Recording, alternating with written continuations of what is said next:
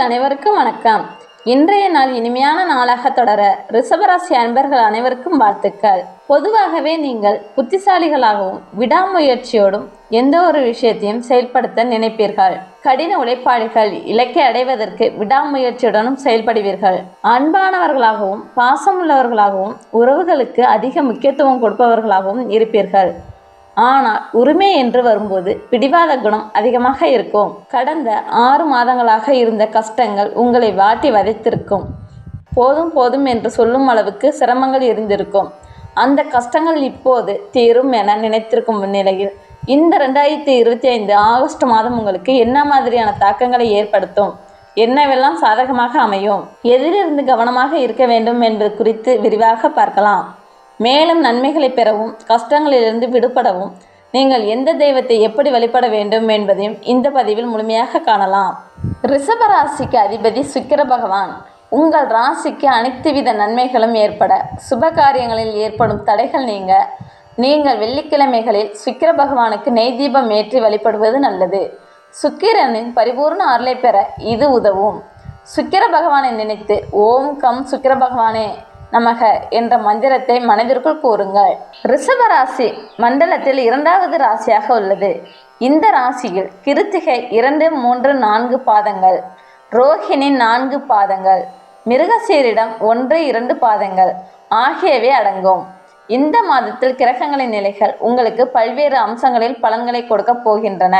உங்கள் ராசிக்கு யோக காரகனான சனி லாபஸ்தானத்திலும் தனக்காரகனான குரு தனஸ்தானத்திலும் இருப்பது உங்கள் தொழில், நிதி மற்றும் குடும்ப வாழ்க்கையில் வெற்றிகளை உண்டாக்கும். சூரியன் 4ஆம் வீட்டுக்கு அதிபதியாக இருக்கிறார். அவர் ஆகஸ்ட் 17 அன்று தனது சொந்த வீடான சிம்ம ராசிக்கு செல்கிறார். புதன் 2ஆம் மற்றும் 5ஆம் வீட்டு அதிபதியாக இருக்கிறார். அவர் ஆகஸ்ட் 30 அன்று 4ஆம் வீட்டில் சிம்ம ராசிக்கு செல்கிறார். சுக்கிரன் உங்கள் ராசி அதிபதி. அவர் ஆகஸ்ட் 21 அன்று 3ஆம் வீடான கடகராசிக்கு செல்கிறார். இந்த மாதம் தொழில் ரீதியாக உங்களுக்கு ஒரு பொன்னான வாய்ப்புகள் நிறைந்த மாதம். கடந்த காலங்களில் ஏற்பட்ட பின்னடைவுகள், பண நஷ்டம், ஏமாற்றங்கள் அனைத்தும் தீரும். நீங்கள் எடுக்கும் ஒவ்வொரு முயற்சியிலும் நல்ல பலன்கள் உண்டாகும். சரியான வாய்ப்புகளை பயன்படுத்தி கொள்ள வேண்டும். உத்தியோகத்தில் இருப்பவர்களுக்கு உதவி, பதவி உயர்வு, சம்பள உயர்வு, அதிகாரிகளின் முழு ஆதரவு ஆகியவை கிடைக்கும். 10ஆம் வீட்டில் ராகு இருப்பதால் உங்கள் தன்னம்பிக்கை அதிகரிக்கும். புதிய பொறுப்புகளை ஏற்கக்கூடிய வாய்ப்பும் உண்டாகும். ஆகஸ்ட் 17 வரை சூரியன் 3ஆம் வீட்டில் இருப்பதால் உங்கள் முயற்சிகள் பலனளிக்கும். பயணங்கள் சாதகமாக அமையும். அதன் பிறகு சூரியன் 4ஆம் வீட்டில் கேதுவுடன் சேர்வதால் பணி சுமை அதிகரிக்கலாம். மன அழுத்தமும் ஏற்படலாம். அதிகாரிகளிடம் தவறான புரிதல்கள் ஏற்படாமல் பார்த்துக்கொள்வது நல்லது. இந்த மாதம் நிதி ரீதியாக உங்களுக்கு ஒரு அற்புதமான காலகட்டம். குரு தனஸ்தானத்திலும் சனி லாபஸ்தானத்திலும் இருப்பதால் உங்கள் நிதிநிலை கணிசமாக உயரும். வருமானத்திற்கு புதிய வழிகள் பிறக்கும். நின்று போன பணம் கைக்கு வந்து சேரும். ஆகஸ்ட் 21 வரை உங்கள் ராசி அதிபதி சுக்கிரன் தனஸ்தானத்தில் இருப்பதால் ஆடம்பர பொருட்கள் மற்றும் ஆபரணங்கள் வாங்கக்கூடிய வாய்ப்புகள் உண்டாகும். ஆகஸ்ட் 17க்கு பிறகு சூரியன் தனது சொந்த வீட்டிற்கு வருவதால் புதிய வீடு, வாகனம் அல்லது பூமி வாங்கும் யோகம் உண்டாகும். குடும்ப ரீதியாக இது ஒரு மிகவும் சாதகமான நேரம். 2ஆம் வீட்டில் குருவின் சஞ்சாரம் குடும்பத்தில் மகிழ்ச்சியான சூழலையும் சுப காரியங்களுக்கான பேச்சுவார்த்தையும் உண்டாக்கும். உங்கள் 7ஆம் வீட்டு அதிபதியான செவ்வாய் 5ஆம் வீட்டில் இருப்பதால் உங்கள் வாழ்க்கை துணையுடனான உறவுகள் வலுப்படும். அவர்களிடமிருந்து நீங்கள் எதிர்பார்த்த பரிசு அல்லது மதிப்பு மரியாதையை பெறுவீர்கள். திருமணத்திற்காக காத்திருப்பவர்களுக்கு நிச்சயம் சாதகமான பலன்கள் கிடைக்கும்.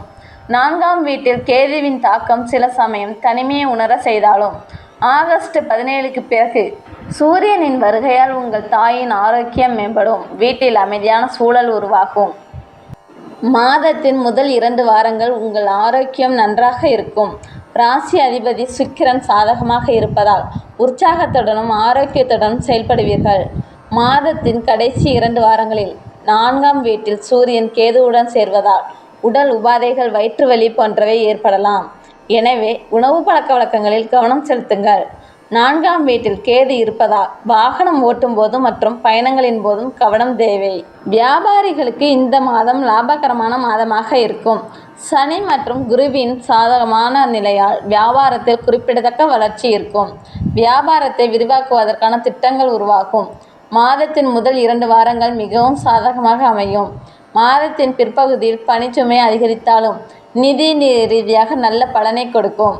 மாணவர்களுக்கு இந்த மாதம் கலவையான பலன்கள் உண்டாகும். 5ஆம் வீட்டில் செவ்வாய் இருப்பதால் கவன சிதறல்கள் ஏற்பட வாய்ப்புள்ளது. ஆனால் புதன் மற்றும் சனியின் சாதகமான நிலையால் நீங்கள் கடினமாக உழைத்தால் விரும்பிய பலனை அடைய முடியும். குறிப்பாக ஆகஸ்ட் 30க்கு பிறகு புதன் 4ஆம் வீட்டிற்கு வருவதால் உங்கள் சிந்தனை திறன் மேம்படும். போட்டித் தேர்வுகளில் வெற்றி பெற வாய்ப்புள்ளது. சுக்கிரனின் அருள் கிடைக்க ஒவ்வொரு வெள்ளிக்கிழமையிலும் லட்சுமி தேவியை வணங்குவதன் மூலம் சுக்கிரனின் அருளை முழுமையாக பெறலாம். கேதுவின் தாக்கம் குறைய 4ஆம் வீட்டில் கேது இருப்பதால் ஏற்படும் மன அழுத்தம் குறைய தினமும் கணபதி ஸ்தோத்திரம் பாராயணம் செய்து விநாயகரை வழிபடுங்கள். செவ்வாயின் அருளை பெற கவன சிதறல்கள் வராமல் இருக்க இந்த மாதத்தில் வரும் ஒவ்வொரு செவ்வாய்க்கிழமையிலும் சுப்பிரமணிய சுவாமியை வழிபட்டு வாருங்கள். ரிஷபராசி அன்பர்களே, இந்த மாதம் நீங்கள் கவனமாக செயல்பட்டால் சிறப்பான முன்னேற்றங்களை பெறலாம். சுக்கிர பகவானின் பரிபூர்ண அருளும் உங்களுக்கு கிடைக்கப்பெற்று நலமுடன் வாழ வாழ்த்துக்களை தெரிவித்துக் கொள்கிறோம்.